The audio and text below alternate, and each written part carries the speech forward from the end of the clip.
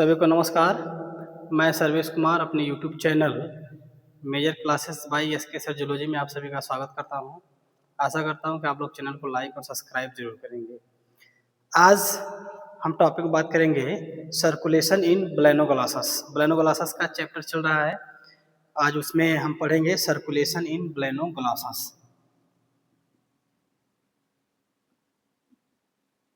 Circulation in balanoglossus. Circulation in balanoglossus आज हम पढ़ेंगे। ब्लेनोग्लासस में सर्कुलेटरी सिस्टम कैसे होता है, रक्त का संचार कैसे होता है, कैसे पूरी बॉडी तक उसके ऑक्सीजन पहुंचती है, कैसे वो ब्लड को पूरी बॉडी तक लेके जाता है, आज हम उस पर बात करेंगे। चलिए, balanoglossus process and open circulatory system. जो ब्लेनोग्लासस होता है उसमें जो सर्कुलेटरी सिस्टम होगा वो कैसा होगा? Open type circulatory system. Open type circulatory system where colourless. कैसा होगा? कलरलेस होगा। ओपन टाइप सर्कुलेटरी सिस्टम होगा और कैसा होगा? कलरलेस होगा। Blood flow freely through body cavities hemocoels rather than being entirely confined to blood vessels। कि जो ब्लेनोग्लासस का सर्कुलेटरी सिस्टम है वो open type circulatory system colourless होता है। कलरलेस के साथ साथ जब हम ब्लेनोग्लासस की बात करेंगे सर्कुलेटरी सिस्टम में तो जानते हैं कि जब कलरलेस है तो इसका मतलब रंगहीन ब्लड होगा इसका, और हीमोसील के माध्यम से ये फ्री रूप से प्रभावित होता है। वह पूरी तरह से रक्त कोश वाहिनिकाओं तक सीमित रहता है। कहने का मतलब ये हुआ कि जहां तक इसको ब्लड की जरूरत रहती है वहां तक ब्लड को ये सर्कुलेट करवाता है। सिस्टम होते हैं इसमें, किन किन सिस्टम से होकर हम ब्लेनोग्लासस में या ब्लेनोग्लासस के साथ किन किन सिस्टम के साथ किन किन कंपोनेंट्स के साथ वो सर्कुलेटरी सिस्टम करता है, सर्कुलेशन उसका होता है, तो उसको हम पढ़ेंगे। System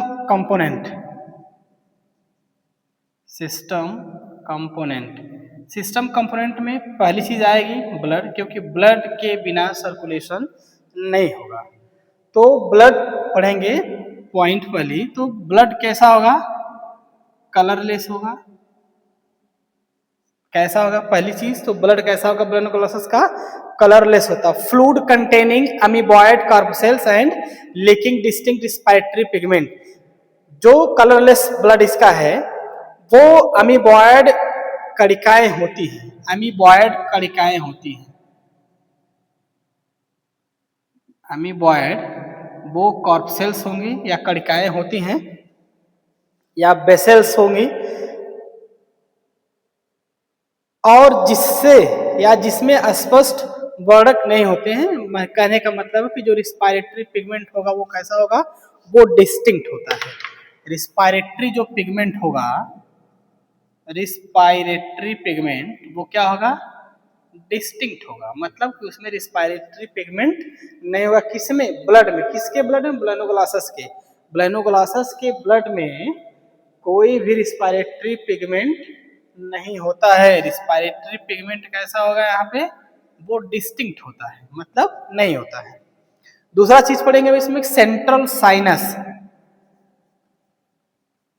central sinus heart. Central sinus का मतलब सीधे समझ लेंगे कि हर्ट की बात हो रही है। A small non contractile space located in the posterior part in the proboscis.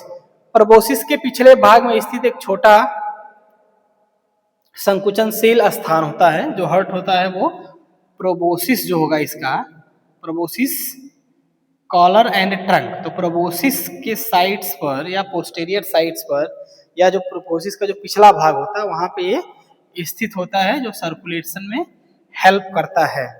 Pericardium, तीसरी पॉइंट इसमें आएगी कि पेरिकार्डियम। पेरिकार्डियम क्या होता है? पेरिकार्डियम का मतलब होगा कि a sac situated above central sinus, की जो सेंट्रल साइनस है उसके ऊपर स्थित एक थैलीनुमा संरचना होती है पेरिकार्डियम की। कैसी संरचना होती है कि जो सेंट्रल साइनस है उसके ऊपर स्थित एक थैलीनुमा संरचना होती है, जिससे एक संकुचनशील या प्रिमिटिव हर्ट की तरह काम करता है। आप सीधे बोल सकते हैं जो पेरिकार्डियम है वो प्रिमिटिव हर्ट की तरह काम करता है। अब इसमें प्रिमिटिव हर्ट का मतलब क्या होगा?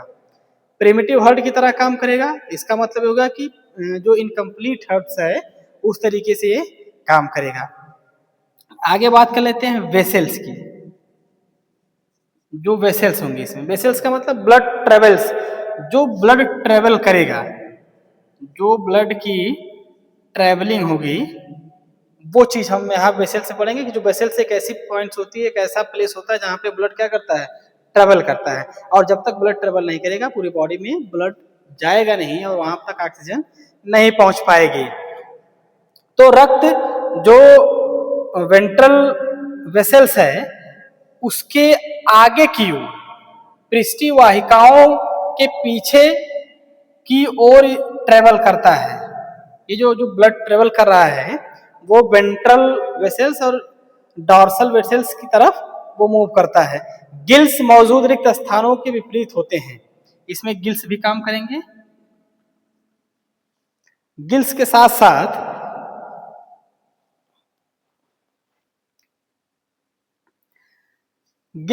साथ हम इसमें और आगे पढ़ेंगे ग्लोमेरुलस। ग्लोमेरुलस एक पॉइंट इसी में होगा, हालांकि ग्लोमेरुलस आएगा आपको एक्सक्रीटरी सिस्टम में, लेकिन एक पॉइंट यहीं पे आ जाएगा ग्लोमेरुलस, क्योंकि सर्कुलेटरी सिस्टम में ग्लोमेरुलस का थोड़ा सा काम होता है, क्योंकि बिना ग्लोमेरुलस के ये सर्कुलेटरी सिस्टम कंप्लीट नहीं होगा। तो हम ग्लोमेरुलस की बात कर लेते हैं। ग्लोमेरुलस का मतलब क्या होगा? एक स्पेशलाइज्ड एक specialised excretory and feeling network है। Excretory and feeling network type का स्ट्रक्चर होता है ग्लोमेरुलस। एक एक्सक्रीटरी एंड फीलिंग नेटवर्क का स्ट्रक्चर होता है ग्लोमेरुलस।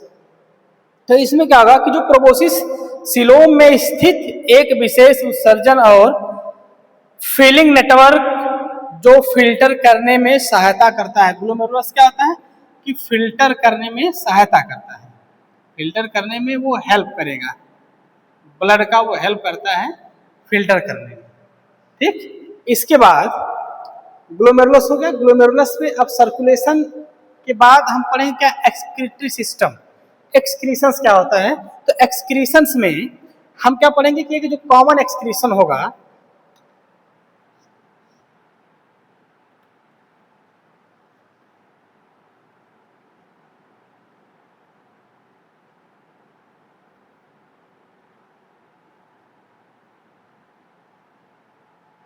एक्सक्रीशन इन ब्लेनोग्लासस। ब्लेनोग्लासस में जो एक्सक्रीशंस होगा वो प्रोबोसिस ग्लैंड्स के द्वारा होता है।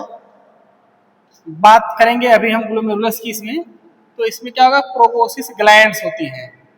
प्रोबोसिस ग्लैंड, प्रोबोसिस ग्लैंड के साथ साथ यहाँ पे प्रोबोसिस सीलोम भी होंगे, प्रोबोसिस सीलोम भी होंगे जो एक्सक्रीशंस में हेल्प करते हैं। उत्सर्जन मुख्य रूप से प्रोबोसिस ग्रंथि द्वारा नियंत्रित होता है या प्रोबोसिस ग्लैंड्स के द्वारा एक्सक्रीशन यहाँ पे कंट्रोल किया जाता है। तो एक्सक्रीशन होता है जिसे ब्लेनोग्लासस, जिसे ग्लोमेरुलस भी कहा जाता है। यहाँ पे मैं ग्लोमेरुलस लिखा हूं कि प्रोबोसिस ग्लैंड्स के द्वारा एक्सक्रीशन होता है, जिसे हम क्या बोलते हैं, ग्लोमेरुलस बोलते हैं। ग्लोमेरुलस एक पार्ट होता है जो एक्सक्रीशन में हेल्प करता है, किसकी सहायता से, प्रोबोसिस ग्लैंड्स के द्वारा। अब जो इसमें से जो वेस्टेज प्रोडक्ट होंगे वो सीधे ब्लड के सिलोमिक फ्लूइड्स, जो ब्लड का सिलोमिक फ्लूइड है, सिलोमिक जो फ्लूइड है वो क्या करेगा, फिल्टर करेगा। ब्लड का सिलोमिक फ्लूइड क्या होगा, फिल्टर होगा, छनेगा वो, अतः इससे पृष्ठीय माध्यम शरीर के बाहर निकाल देगा। तो फिर पीछे की तरफ से इसको out of throw in posterior side, posterior side से फिर हम वेस्ट प्रोडक्ट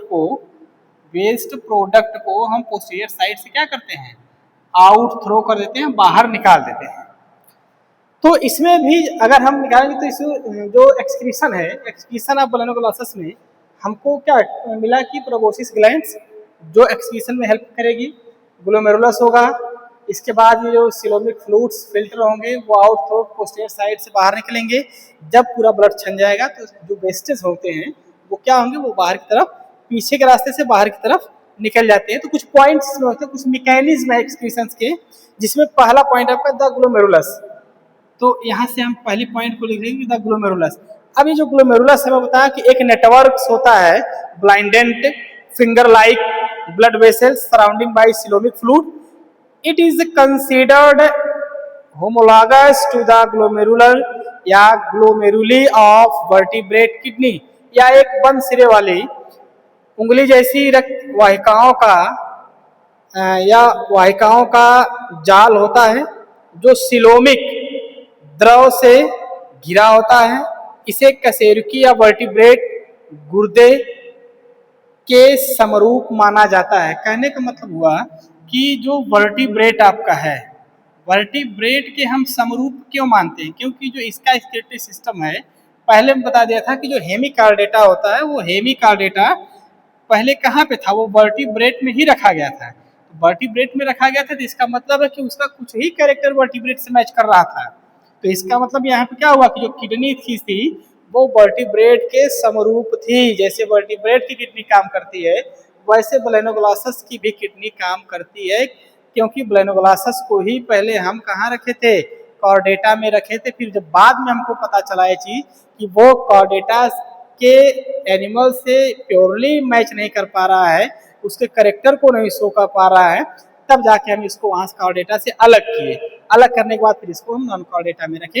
यही बोला जा रहा है इसमें कि जो ग्लोमेरुलस है जो इसमें वर्टिब्रल जो करेक्टर्स हैं, या तो जो कशेरुकी ग्लोमेरुलस के समरूप काम कर रहा है, मतलब वर्टिब्रल के थ्रू या वर्टिब्रेट के थ्रू काम कर रहा है इसकी किडनी, तो इसलिए हम इसको क्या बोलेंगे, ब्लेनोग्लासस किसके समरूप था, पहले वर्टिब्रेट के साथ था। वेस्ट कलेक्शन होता है इसमें, हम जो वेस्ट कलेक्ट करते हैं, वेस्ट कलेक्शन, तो जो वेस्ट कलेक्शन है वो blood is pump into the glomerulus cavity where nitrogenous waste. Simple चीज है कि नाइट्रोजनस वेस्ट, नाइट्रोजनस वेस्ट, अब नाइट्रोजनस वेस्ट को हमको क्या करना है, बाहर निकालना है। तो नाइट्रोजनस वेस्ट के रूप में हमारे पास क्या होगा, इस ब्लेनोग्लासस के पास क्या होता है, प्रोबोसिस सिलोमिक फ्लूइड्स होंगे, प्रोबोसिस सिलोमिक फ्लूइड।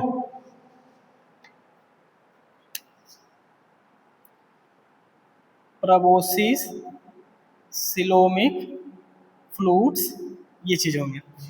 इसके बाद हम एक्सक्रीशन की बात करेंगे इसमें कि जो हमारा एक्सक्रीशन होगा, तो excretion accumulate fluid containing uric acids. Nitrogenous waste में आपका यूरिक एसिड भी आ जाएगा। यूरिक एसिड्स को हम क्या करेंगे, रिमूव करते हैं। यूरिक एसिड साथ साथ जो सेकेंडरी मेथड्स होता है, ये तो प्राइमरी मेथड्स था अब तक, जो सेकेंडरी मेथड्स होता है ब्लेनोग्लासस के एक्सक्रीटरी सिस्टम में, जो सेकेंडरी मेथड्स होगा, सेकेंडरी मेथड्स में हम पढ़ते हैं जनरल बॉडी सरफेस, क्योंकि जो एक्सक्रीशन इसका है वो जनरल बॉडी सरफेस से भी होता है। जो भी कुछ वेस्ट प्रोडक्ट बाहर निकालना होता है वो अपने बॉडी सरफेस से भी रिमूव कर लेता है। तो हम एक हेडिंग बना सकते हैं, secondary structure, secondary excretory method, secondary excretory method. Secondary excretory method में जो पहली पॉइंट होगी वो बॉडी सरफेस, बॉडी सरफेस। अब बॉडी सरफेस या जनरल बॉडी सरफेस आप लिख सकते हैं। तो जो जनरल बॉडी सरफेस वो एक्सक्रीशंस करेगा, जिसका मतलब ये होता है कि जो a significant portions of metabolic waste simply diffuses through the high vascularise body wall epidermis directly into the secondary sea water, sorry surrounding sea water.